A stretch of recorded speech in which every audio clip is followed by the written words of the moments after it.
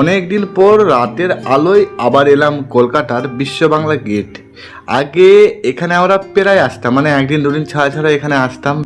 এই যে আজকে আসলাম, এটা কিন্তু অনেক দিন পর, প্রায় তোমার 1 থেকে 1.5 বছর পর কিন্তু আবার আমরা এখানে আসলাম, মানে ব্যস্ততার কারণে আর আসা হয়ে ওঠে না।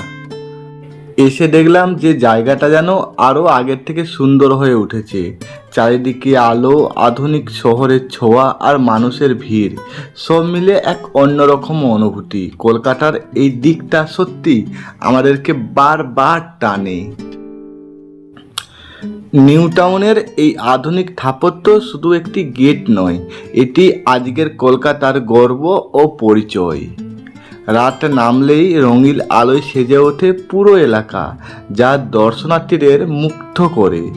অনেকদিন পর এখানে এসে আবারও আমরা অনুভব করলাম যে কিছু জায়গার আকর্ষণ কখনোই কমে না।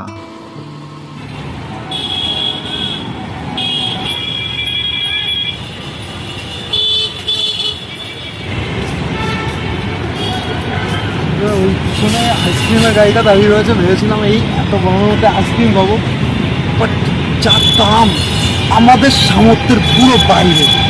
দরকার নেই আমাদের এসব, একদম আমাদের জন্য না, আমরা গরিব হচ্ছে তো আমাদের ওই বরফ পয়েন্টটা ঠিক আছে, এই অবধি ঠিক আছে, এদিকে তো যাওয়াই যাবে না, কেটে পড়ি। বন্ধুরা, এই সেই আইসক্রিমের স্টলটা। এখানে জাস্ট আর্টগুলো দেখো, জাস্ট আর্টগুলো অসাধারণ, অমায়িক জিনিস। মানে এখানে আসলে একটা মনে একটা আলাদাই শান্তি আসছে। যদিও বা এটা একটা সাবওয়ে, তো এখানে পাবলিক সবসময় যাতায়াত করতে থাকে, তো তবুও একদম নিট অ্যান্ড ক্লিন, একদম নিট অ্যান্ড ক্লিন। আমার সাথে কর্মদা এসছে, বাট ও ওই পিছনে রয়ে গেছে। বিশ্ব বাংলা গেটের নিচে মোট 4টে সাবওয়ে রয়েছে, তার মধ্যে একটার মধ্যে আমরা এখন রয়েছি। খুব সুন্দর, দেখো পিন করা আছে দেয়ালেতে। অনুয়াদা ওখানে মন খারাপ করে দাঁড়িয়ে আছে, কারণ ওর মোবাইল এখন সুইচ অফ হয়ে গেছে। সেটা টেনশন করছে অনেকটা। তো ওর পুরনো ফিলিং সব কিছু এখানে আমরা যেহেতু আগেও এসে ঘুরে গেছি। তো বাবা বলো, পুরনো জায়গায় এসে স্মৃতিগুলো কিরকম মনে পড়ছে আর কি কি চেঞ্জ হয়েছে? সবই চেঞ্জ হয়েছে। গার্ডেনটা খুব সুন্দর লাগছে, মাঝে গার্ডেনটা আছে, গাছপালাগুলো তখন ছোটো ছিল, এখন বড় হয়েছে। আচ্ছা, এমনি ওভারঅল সব ঠিক আছে। তো আমি এখন টেনশন আছে, আমার এখন সুযোগ খুলছে, আচ্ছা, বুঝতেই পেরেছি। হ্যাং করছি। ঠিক হয়ে যাবে, চিন্তা নিও না।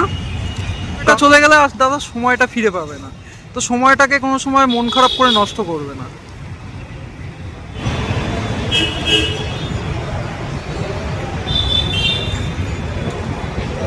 গাইস চলো, আমরা চলে যাচ্ছি আমাদের পুরনো জায়গা ছেড়ে। তো দেখতেই পাচ্ছ একটু মুড অফ, মন খারাপ। আবার কবে আসতে পারবো কি পারবো না কোনো গ্যারান্টি নেই। তো স্কুলে দাদা এখন রয়েছে, দাদারও মুড অফ, পুরোনো স্মৃতি সবই তো বুঝতে পারছো। দাদা একবার হাই বলে দাও। Tata, bye bye, good bye. যেতে ইচ্ছে করছিল না, কিন্তু যেতে হবে, জব লাইফ, বুঝতেই পারছো।